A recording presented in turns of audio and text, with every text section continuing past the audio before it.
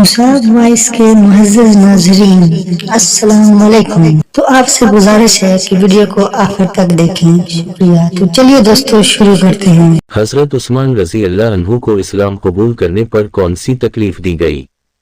حضرت ابوبکر صدیق کہتے ہیں، جب میں یمن میں اپنی خریداری اور تجارتی کام کر چکا تو رخصت ہونے کے وقت اس کے پاس آیا۔ اس وقت اس نے مجھ سے کہا، میری طرف سے چند شعر سن لو جو میں نے اس نبی کی شان میں کہے ہیں۔ اس پر میں نے کہا، اچھی بات ہے سناؤ۔ تب اس نے مجھے وہ شعر سنائے۔ اس کے بعد جب میں مکہ مزمہ پہنچا تو نبی اپنی نبوت کا اعلان کر چکے تھے۔ فوراً ہی میرے پاس قریش کے بڑے بڑے سردار آئے۔ ان میں زیادہ اہم عقبہ بن ابی معیط، شیبہ، ابو جہل اور ابو البختری تھے۔ ان لوگوں نے مجھ سے کہا، اے ابوبکر، ابو طالب کے یتیم نے دعویٰ کیا ہے کہ وہ نبی ہیں۔ اگر آپ کا انتظار نہ ہوتا تو ہم اس وقت تک صبر نہ کرتے۔ اب جب کہ آپ آ گئے ہیں، ان سے نبٹنا آپ ہی کا کام ہے۔ اور یہ بات انہوں نے اس لیے کہی تھی کہ حضرت ابوبکر رضی اللہ عنہ نبی کریم کے قریبی دوست تھے۔ ابوبکر فرماتے ہیں کہ میں نے اچھے انداز سے ان لوگوں کو ٹال دیا اور خود آپ کے گھر پہنچ کر دروازے پر دستک دی۔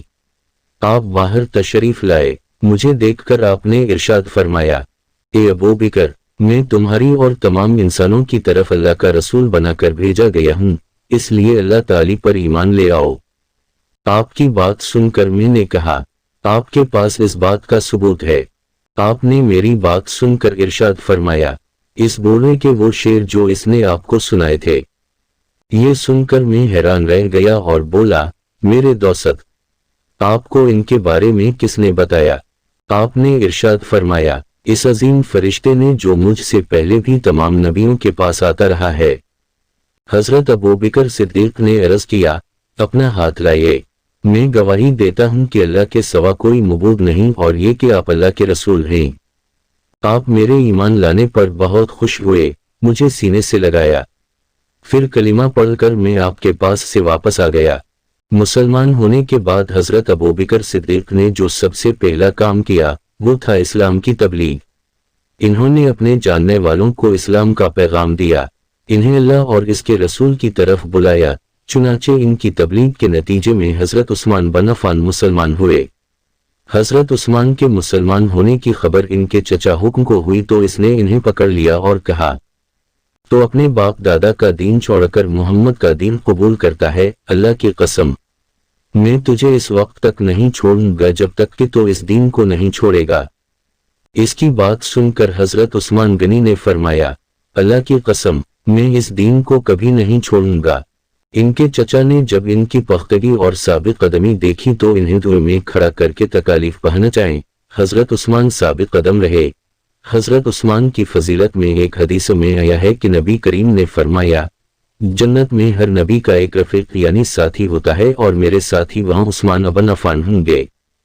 حضرت ابوبکر نے اسلام کی تبلیغ جاری رکھی۔ آپ کی کوششوں سے حضرت عثمان کے بعد حضرت زبیر بن العوام بھی مسلمان ہو گئے۔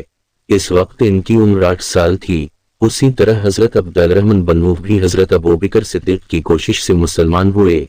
جاہلیت کے زمانہ میں ان کا نام عبد العقبہ تھا۔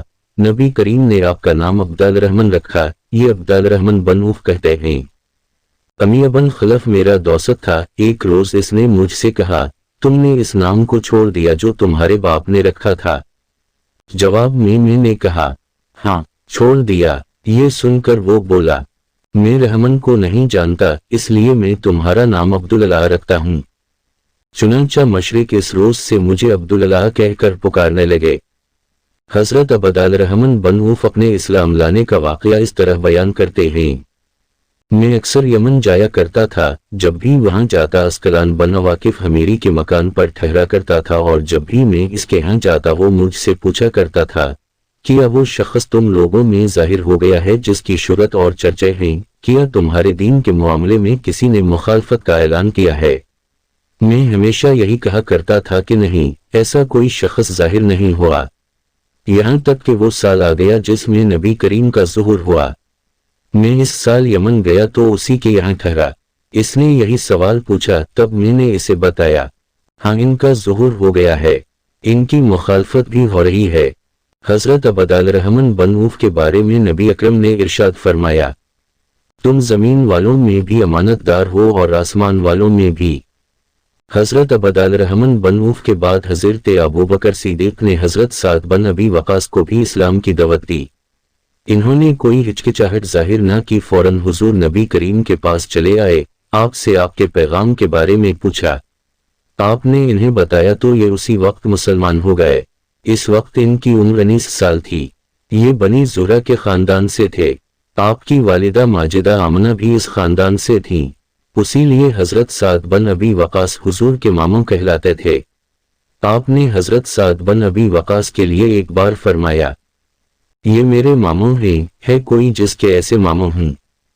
हजरत साद बन अबी वकास जब इस्लाम लाए और इनकी वालिदा को इनके मुसलमान होने का पता चला तो ये बात इन्हें बहुत नागवार गुजरी। इधर ये अपनी वालिदा के बहुत फर्माबरदार थे। वालिदा ने इनसे कहा, क्या तुम ये नहीं समझते कि अल्लाह ताला ने तुम्हें अपने बड़ों की खातिरदारी और मां बाप के साथ अच्छा मुआमला करने का हुक्म दिया है? हजरत साद ने जवाब दिया, हाँ बिल्कुल ऐसा ही है।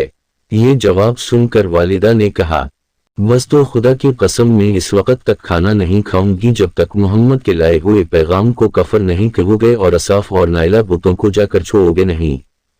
इस वक्त के मशरिकों का तरीका ये था कि वो इन बुतों के खले मीना में खाना और शराब डाला करते थे।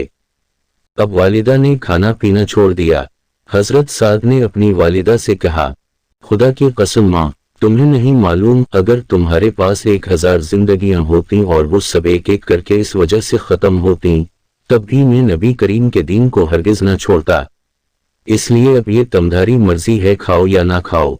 जब माँ ने इनकी ये मजबूती देखी तो खाना शुरू कर दिया। ताहम इसने अब एक और काम किया, दरवाजे पर आ गई और चीख चख कर कहने लगी, क्या मुझे ऐसे मददगार नहीं मिल सकते जो साद के मामले में मेरी मदद करें ताकि मैं इसे घर में कैद कर दूं और कैद की हालत में ये मर जाए या अपने नए दीन को छोड़ दे। हजरत साद फरमाते हैं, मैंने ये अल्फाज सुने तो मां से कहा, मैं तुम्हारे घर का रुख भी नहीं करूंगा। इसके बाद हजरत साद कुछ दिन तक घर न गए। वालिदा तंगा आ गई और इसने पैगाम भेजा, तुम घर आ जाओ, दूसरों के मेहमान बनकर हमें शर्मिंदा ना करो। चुनांचा ये घर चले आए। अब घर वालों ने प्यार व मोहब्बत से सुझाना शुरू किया। वो इनके भाई आमिर की मिसाल देकर कहती, देखो आमिर कितना अच्छा है, इसने अपने बाप दादा का दीन नहीं छोड़ा। लेकिन फिर इनके भाई आमिर भी मुसलमान हो गए। अब तो वालिदा के गीज व गजब की इंतहा न रही।